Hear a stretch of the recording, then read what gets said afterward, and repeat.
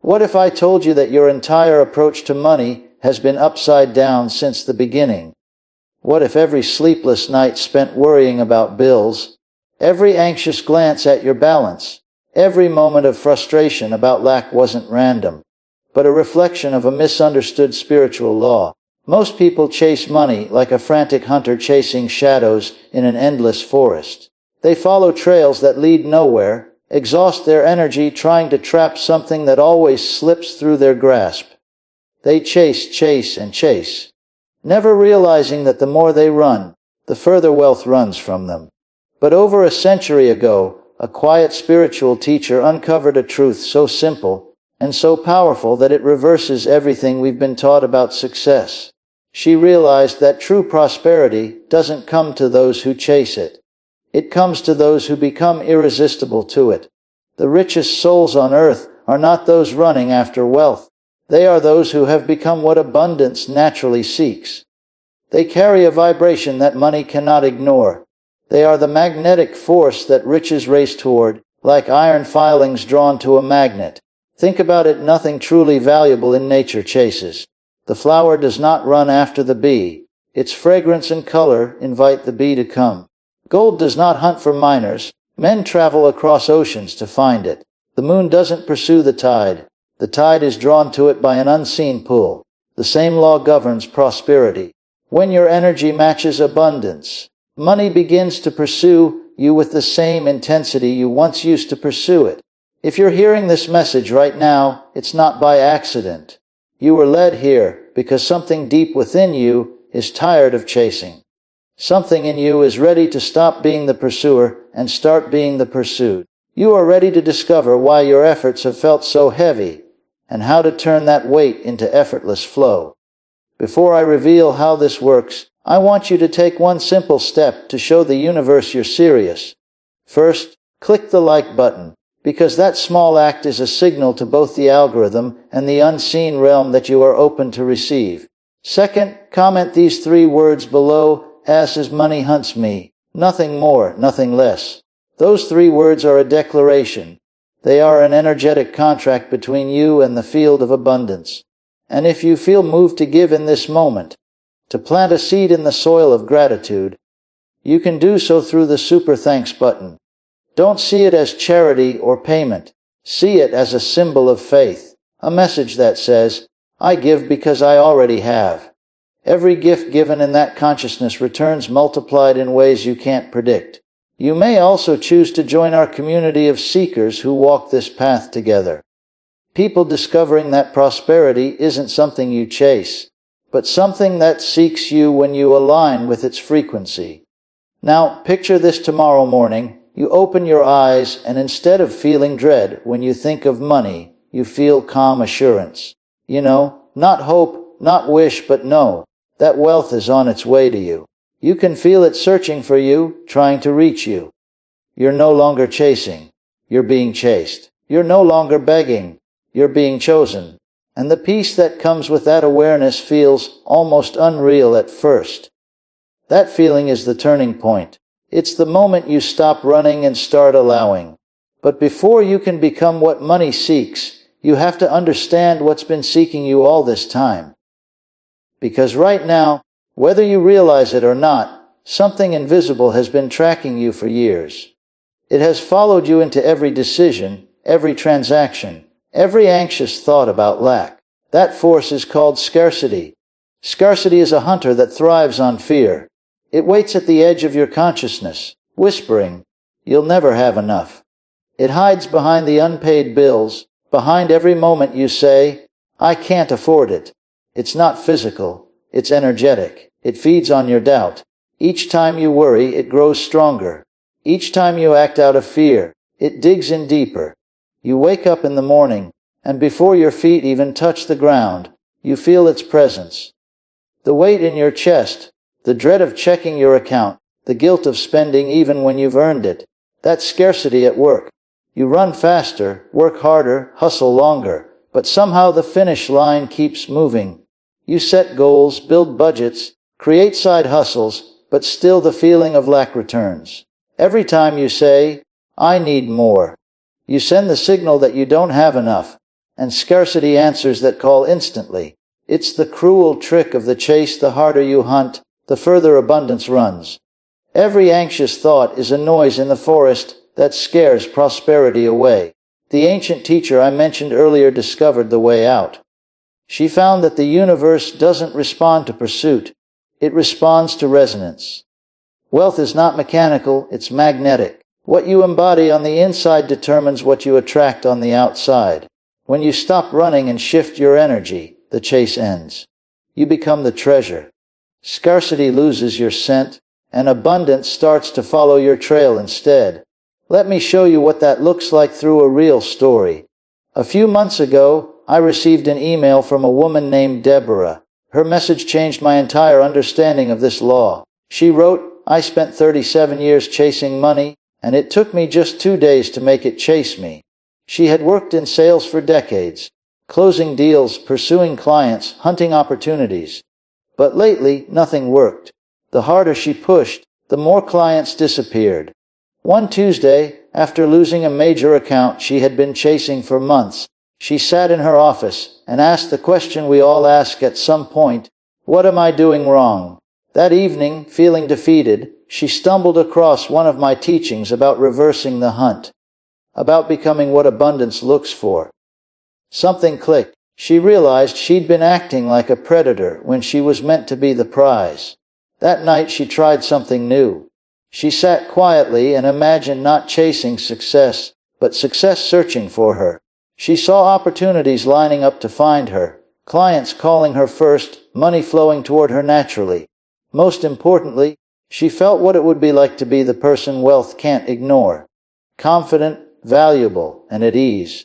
She whispered to herself, "I am what money seeks." And she repeated it until it felt true. The next morning, the shift was immediate. She didn't wake up to a miracle, but she woke up different. Calm, grounded, expectant. She organized her workspace, refreshed her brand, and moved with quiet certainty.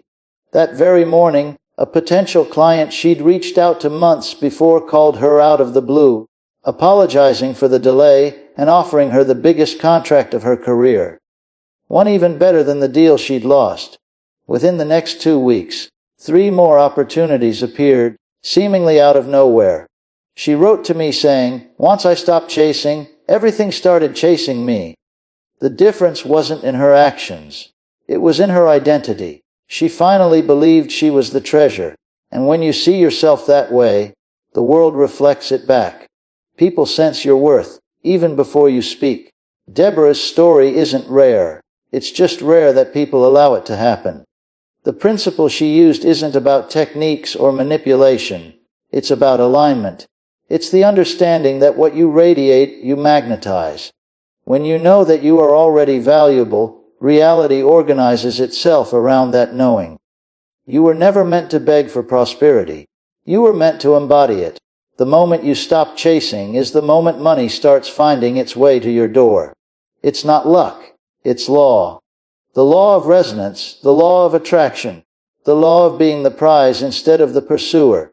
The same law that has worked for countless souls across generations, and it's waiting to work for you the moment you believe that you are worth being found.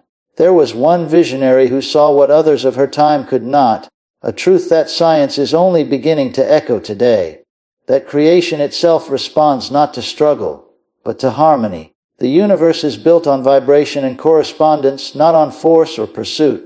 She came to understand that money, like light or sound, carries its own intelligence. It senses, reacts, and moves according to laws few people ever recognize. Wealth is not a lifeless object waiting to be captured. It is a living current that responds to resonance. It moves eagerly towards certain states of being and withdraws from others.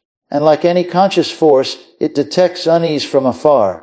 It recognizes anxiety in a person's tone, the uncertainty in their heart, the grasping energy of someone who wants to own rather than receive.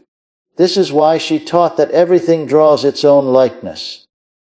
In the dimension of thought, prosperity gravitates toward those whose inner climate already feels rich. But here lies the part most miss. You cannot imitate the vibration of wealth. Pretending abundance while secretly feeling lack sends conflicting signals. and money is too perceptive to be fooled. Think of it as a wise energy that has circled through humanity since civilization began. It has observed every emotion, every motive, every consciousness. Through aeons of observation, it has developed sharp discernment about whom to trust and where to flow. And what it has learned is simple: it flourishes in fields of gratitude, purpose, and confidence. It multiplies wherever it is honored as a tool of blessing, a current of creation that enriches all it touches. But it withdraws from fear, resentment, and scarcity thinking. It cannot thrive in the atmosphere of those who see it as corrupt or dangerous, or who cling to it in panic. When you chase wealth from a sense of deficiency, you broadcast the very frequency that drives it away. You are declaring to the field, "I am empty, unworthy, and unsafe."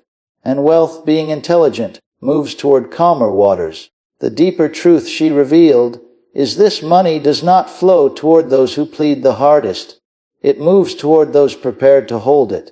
It is drawn to minds already fluent in the language of plenty, to souls who have mastered the inward posture of abundance, who have become trustworthy vessels for prosperity.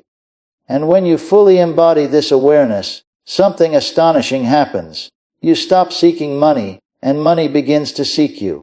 You move from begging at the door of fortune to standing as its rightful heir. Wealth no longer hides. It starts pursuing you with the urgency you once used to pursue it. Picture yourself as a buried jewel deep within the earth. For years, you've tried to dig yourself out, to prove your worth to the world. But treasures never search for treasure hunters, the hunters search for them. The moment you cease striving to prove value and begin to radiate it, seekers sense your signal. They start moving in your direction, compelled to discover you. This is exactly what happened to Deborah. And it can happen to anyone willing to shift their inner stance. But the change demands more than comprehension, it demands transformation. You must trade the identity of the pursuer for that of the pursued. Stop asking, "How can I get more money?" And start asking, "How can I become the kind of person wealth naturally recognizes?" That is the real doorway to the shift. The ancient teacher didn't just recognize this principle, she forged a method for living it. She developed a spiritual practice that changes the personal frequency so thoroughly that money cannot ignore you. It turns its gaze toward you and moves with the unstoppable certainty of a river returning to its ocean. To begin, find a quiet place where you won't be disturbed for a short while. Anywhere that allows stillness and focus. Sit upright, relaxed but grounded, as if your spine were a bridge between earth and heaven. Close your eyes and breathe slowly 3 times. With every inhale, draw in the energy of prosperity. With every exhale, let go of every trace of fear or limitation. Now rest your hands upon your heart and listen to its steady rhythm, the same universal pulse that moves oceans, seasons, and wealth itself. As you feel this rhythm, shift your inner picture. Rather than reaching for money, envision it extending toward you. Imagine a web of luminous threads spreading in every direction, connecting you to opportunities, clients, and resources destined for you. You do not tug on these threads, they are already drawing inward, converging at your center. Sense the subtle pull of abundance leaning your way. Speak gently but firmly. I am what wealth searches for. Prosperity knows my name. I am the treasure that abundance discovers. Do not strain to believe. Simply allow these words to settle, the way truth settles when remembered. Feel them rooting in the soil of your heart. You are not forcing a new identity, you are remembering the one that has always been yours. Let each breath deepen this certainty until your whole being glows with a soft golden radiance visible across unseen worlds. This light is not born of craving, it shines from assurance, the aura of one who knows their worth and expects recognition. Now rest in the feeling of being desired rather than desiring. Replace the tension of pursuit with the ease of being found. Replace the fatigue of searching with the quiet joy of being sought. Stay with this sensation until it feels natural. Before opening your eyes, affirm calmly, money locates me with ease. Favor finds me. Wealth recognizes me daily. Speak it like sealing a promise. One woman, Linda from Portland, practiced this when she was buried under debt, behind on rent, exhausted from endless work. That night she whispered the words through tears, unsure if they could be true.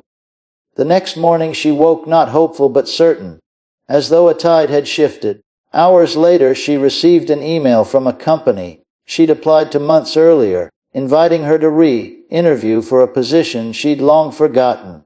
Within a week she was hired at a salary higher than expected, and she said the strange part was this: they seemed eager to win her. That is the moment you know the law has reversed. You are no longer chasing, you are being chosen. But this transformation has a gestation period. The new frequency must stabilize before it becomes permanent. There exists a sacred window of about 48 hours in which the universe reorganizes itself to reflect your new broadcast. For years you may have been sending out the signal of struggle and insufficiency, and your world mirrored it faithfully. Every bill, every delay, every missed chance was simply your old vibration reflected back. When you shift to the frequency of being pursued, it is as though you've tuned the dial to a new station. Between signals there is static, a brief transition when the old pattern dissolves and the new one begins to anchor. During these 2 days, your subconscious rewires, your body adjusts, and the field around you rearranges to accommodate the upgraded identity. Handle this interval with faith and steadiness, and the new broadcast locks in. Falter, and the old program reasserts itself. Neuroscience now confirms what mystics have always known: it takes roughly 2 days for new neural circuits to start stabilizing. Every thought and feeling within that span either reinforces abundance or revives lack. Checking your balance in fear strengthens the old station. Acting from quiet confidence feeds the new one. In this window, the unseen responds faster than usual. Paths that were invisible begin to appear. People who never noticed you start reaching out. Money once flowing elsewhere feels the tug of your magnetism. The energetic map of your life rewrites itself to match who you have become. If you sustain the higher frequency for 48 hours without collapsing into doubt, the shift becomes self-sustaining. The universe records your new coordinates and begins sending provision to the updated address. Do not measure progress by what you see during these hours. The outer world may seem unchanged, but below the surface the soil is alive with movement. This is the seed phase, roots spreading unseen, the new pattern preparing to bloom. Your task is simple: maintain the feeling. Walk, speak, and decide as one already pursued by abundance. Let confidence set the tone of your days. Expect good with quiet certainty. The old self will resist, it will argue, pointing to logic and numbers, insisting nothing has shifted. Recognize this resistance as evidence that the transformation is underway. The false identity always struggles hardest before it dissolves. Hold steady, breathe through the noise, and continue to act as the chosen one you now are. When you do, a remarkable thing occurs. The universe begins to treat you as your new self. Opportunities open, resources flow, and people recognize your value. The hunt has begun, and this time you are the prize. Let's move forward. During the vital 48-hour period in which your new identity begins to take root, your old self will attempt to pull you backward through 7 calculated snares. These aren't random setbacks. They are deliberate psychological patterns that every seeker of transformation faces. A wise metaphysical teacher once noted that these traps appear unfailingly for anyone attempting deep inner change. Recognizing them is already half the victory, because what you can foresee cannot ambush you, and what cannot ambush you cannot overthrow you. The first snare arrives within the opening hours disguised as reason. Your rational mind, trained only to believe what it can quantify or prove, will begin whispering persuasive objections. This is nonsense, it will insist. You're talking to yourself about being pursued by wealth, while real bills sit unpaid. Stop fantasizing and face reality. That voice will sound mature, grounded, even responsible. But it is merely limitation wearing the mask of logic, trying to reclaim control. When that voice surfaces, don't argue or justify. Simply breathe and affirm quietly, I am the treasure. I am being found. Let the words melt the resistance instead of fighting with it. The second trap often strikes around the 12th hour and shows up as comparison.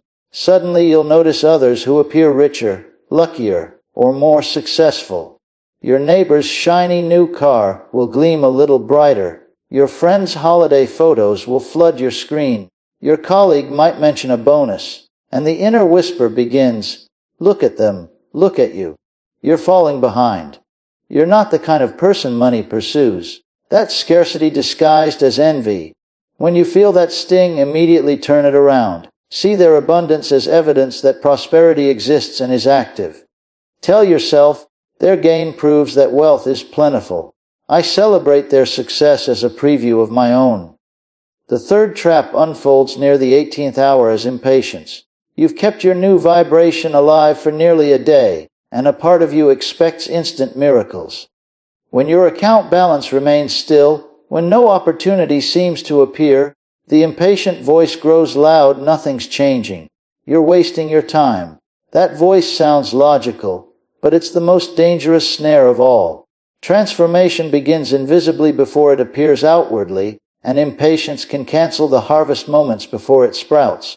When restlessness arises, remind yourself, the seed is planted. The roots are forming. The right timing is assured. The fourth snare tends to show up around the 24th hour as crisis. Something breaks, an unexpected expense surfaces, or a work issue explodes, seeming to prove that nothing has improved. But this is not chance. It's your old pattern making one last push to convince you you're unchanged. Treat it as an exam. Will you react as your old self, overwhelmed by problems, or as your new self, magnetized by solutions? When turbulence strikes, pause and declare, I am pursued by answers. I am found by solutions. Even this leads to my highest good. The fifth snare often arises at hour 30 and hides behind practicality. Those around you might start commenting on your shift, perhaps teasing that you're being unrealistic or warning you to stay grounded. Friends or family might remind you of past disappointments. These voices echo your own inner skepticism, trying to drag you back into limitation. Respond calmly, I appreciate your concern, but I'm being guided by a higher intelligence. The sixth trap tends to appear near hour 30. 6 is fatigue. Maintaining a new energy can feel like work, and by now you may feel mentally tired. Tired of guarding thoughts. Tired of pretending abundance is chasing you when you see no proof. That fatigue whispers, rest from this for a while. But that rest is surrender just before the finish line. Remember, the frequency isn't powered by force. It flows naturally through you. When weary, relax deeper into the awareness that you are worthy enough to be sought. The final trap rises during the closing 12 hours, and is the most deceptive of all. It arrives as doubt cloaked in realism, suggesting this is too good to be real, or that you're unworthy of such attention from abundance. That is the last gasp of lack consciousness pretending to be humility. When it whispers, answer with authority. I am deserving of being pursued by prosperity. I am the treasure the universe delights in discovering. Every trap is secretly a doorway. Each time you choose the new identity, instead of the old reflex, you solidify the transformation. Every refusal to take the bait of scarcity proves that this vibration is not temporary. It's who you are now. Linda from Portland, whom I mentioned earlier, faced all 7 snares during her own 48-hour passage. She realized that when she treated them as validations instead of failures, they lost all grip. Once I stopped fearing the traps, she said. I saw them as confirmation that real change was underway. Now that you understand these patterns, you can move through them with calm assurance. But knowing the snares is only part of mastery. The other half is strengthening your new frequency so profoundly that these old patterns can't even approach you. To do that, we use amplifiers, methods that magnify your energy until wealth cannot resist your signal. Imagine them as turning up the dial on a radio broadcast. The station was always there. Now it's so strong it reaches galaxies. With these, you won't just be noticed by abundance. You'll become unforgettable to it. The first amplifier is the mirror of worth. Each morning, face your reflection and truly look into your own eyes. Not a glance, but a steady gaze that meets your own soul. Many can't hold that stare for long because of buried shame or doubt. Yet, when you can look and see someone deserving of being sought by prosperity, your reality begins to reconfigure. Tell your reflection, you are the treasure wealth seeks. You are priceless enough to be pursued. Watch your expression change as your subconscious accepts the message. The second amplifier is collective magnetism. If you live with loved ones, gather them and align your intentions. Each person places a hand over their heart and says, "This home is pursued by prosperity. This family is found by fortune." Shared focus multiplies attraction. I've witnessed entire households shift into abundance within one 48-hour window by doing this together. The third amplifier connects your new identity to your senses. Throughout the window, notice a scent, sound, or texture present while you feel deeply magnetic. Perhaps coffee brewing as you affirm your wealth, silk against your skin, or rainfall tapping on glass. This sensory anchor becomes a trigger. Later, encountering it instantly returns you to abundance consciousness. The fourth amplifier is grateful reception. Every 3 hours, record 3 specific things you're thankful for as though they've already manifested. Write them in past tense. I'm grateful for the 5,000 that found me today. I'm grateful for the client who chose me easily. Your mind treats vivid imagination like memory, turning these statements into proof that prosperity is active. The fifth amplifier is royal posture. Carry yourself like the treasure already discovered. Walk upright, speak deliberately, move with quiet authority. Your body signals your worth as clearly as your words. When you embody dignity, the world mirrors it. These amplifiers engage every level of being, mind, body, heart, and spirit, until you no longer recall what it felt like to chase instead of attract. Patricia from Denver practiced all 5 and saw remarkable results within 2 days: job offers, refunds, and an interview paying 60% more. More than the money, she said. I felt seen, valuable, like I'd remembered who I am. Combining these amplifiers with the core ritual forms an irresistible field that draws wealth from every direction. Still, even with all this, moments of doubt may visit. When they do, remember the subtle signals showing abundance is already tracking you. The first sign is lighter emotions. The old anxiety about money softens. Nothing external changed, but you feel freer. That's evidence your vibration has shifted. The second sign is kindness from others. Someone covers your coffee, offers help, or lets you go first in line. These gestures show that your new frequency invites generosity. The third sign comes as casual mentions of opportunities, snippets of conversation pointing you toward new paths. Don't dismiss them. The fourth is the universe flowing smoothly around you. Green lights, easy parking, fast connections. That's alignment. The fifth is dreaming of discovery, visions of finding treasure or being chosen. The sixth is new attention from others. People begin valuing your presence more. And the seventh is the quiet certainty, a deep, wordless knowing that your reality is about to bloom. Patricia described laughing through toothpaste because the knowing hit her mid-routine. Hours later, abundance arrived. These are previews, not the film itself. Proof that your shift has been registered and the pursuit is underway. A true mystic once called the last step the golden seal, the act that fixes your transformation permanently. Without sealing it, even great change can fade like a forgotten dream. To lock it in, return to the same peaceful space where you began. Sit tall, breathe deeply, and sense the calm strength within you now. The old anxiety is gone. You're no longer waiting for wealth. You're aware it's already found you. Close your eyes and breathe 3 deliberate times. Not preparing to transform, but celebrating completion. Say softly, I am caught. I am found. I am claimed by abundance. Repeat it once more aloud, then a final time as a decree no force can undo. Feel those words settle into your being. You're not chasing, you've been discovered. The pursuit has ended because you are the prize. Let the awareness sink in. You belong to prosperity as naturally as rivers belong to the sea. You don't earn it.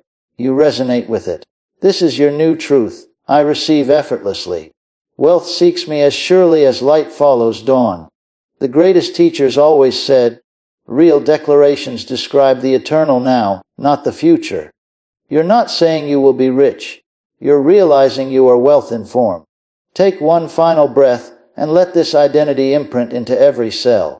You can't reverse what's sealed or unknow what's known. When your eyes open, the world will look altered because you will be seeing accurately, recognizing opportunities where others see obstacles, feeling prosperity where others see lack. Over the next days, notice how people respond differently, how doors open smoothly, how money finds its way toward you. This isn't wishful thinking, it's alignment made visible. If this message stirs something within you, stay connected. Every future lesson deepens this truth. And if you wish to give back, do so as a gesture of abundance, proving that you already have enough. Remember, every gift offered from fullness multiplies. Return after 48 hours and share your story. What shifted? What blessings appeared? Your testimony will serve as evidence for others stepping into their own transformation. The chase is finished. You've been found. You've been claimed. You are forever sought by wealth, and so it is.